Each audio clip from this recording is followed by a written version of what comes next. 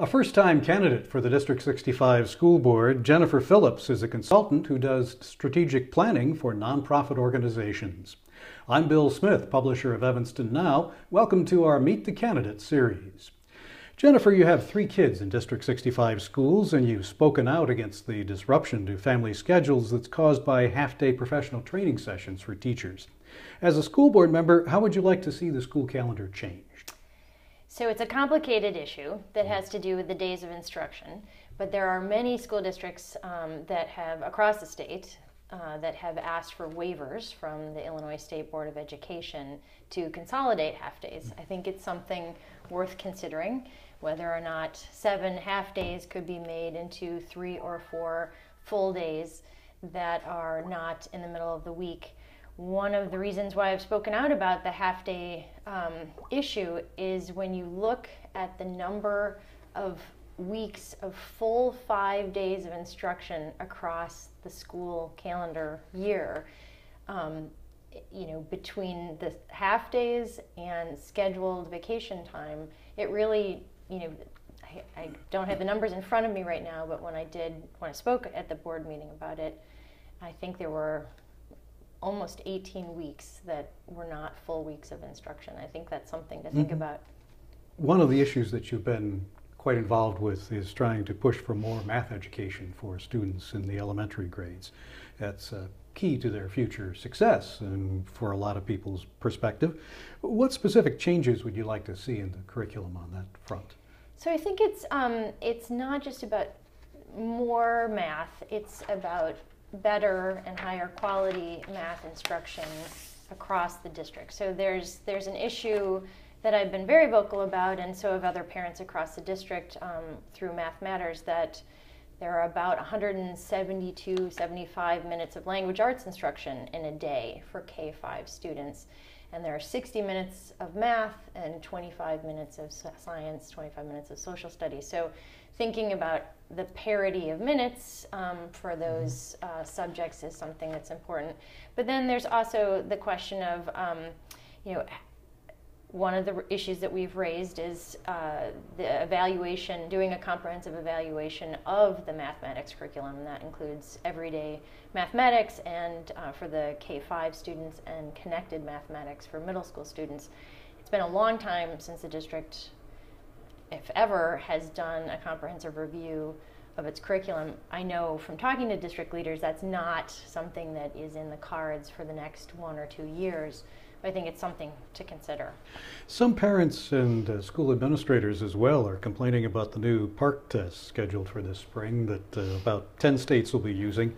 Isn't the new system at least an improvement over the ISATs that we used to use, that were only used in Illinois and were roundly criticized for setting too low a bar for measuring achievement? I think it's hard for anybody to argue for lower bars for education, right? I think as parents and community members, educators, nobody really wants to argue for setting lower standards for children.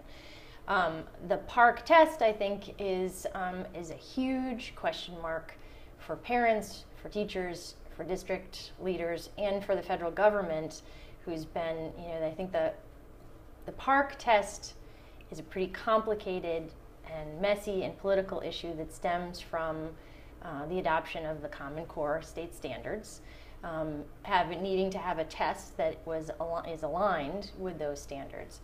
The PARCC test is going to be a huge gamble. At this point, you wouldn't be encouraging parents to have their kids not take the test, would you? So here's, one of the reasons why I'm running for school board is because I think there's this is a moment in time, a great opportunity for some great changes to happen in the district. But another reason why I'm running is a little bit out of frustration.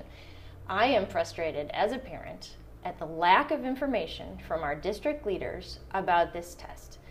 I have spoken out to our principal about wanting to see better communication from principals and district leaders about what the MAP test is, what the PARCC test is, why are children taking this test, what can we expect to see as parents from this test, and how will this test at the end of the day actually inform and change instruction.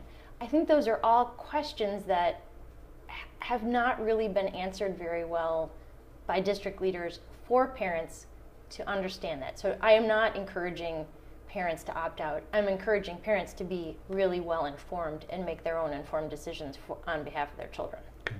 The district recently released Achievement and Accountability Report. Indicates that District 65 is really only kind of in the middle of the pack when compared with other districts that have comparable challenges and resources. Don't you think we should be getting a better return on our tax dollars than that? Yes, absolutely. I think that that is a great question. There is a study that McKinsey, the firm McKinsey, did a couple years ago trying to quantify the economic impact of the achievement gap, and it's $2.3 billion a year in lost economic output that we lose as a result of children not being prepared to move from 8th grade to high school and from high school into college and careers. Thank you very much, Jennifer. And you can learn more about this spring's school board elections and keep up on the rest of Evanston news by subscribing to Evanston Now's daily email newsletter. I'm Bill Smith. Thanks for watching.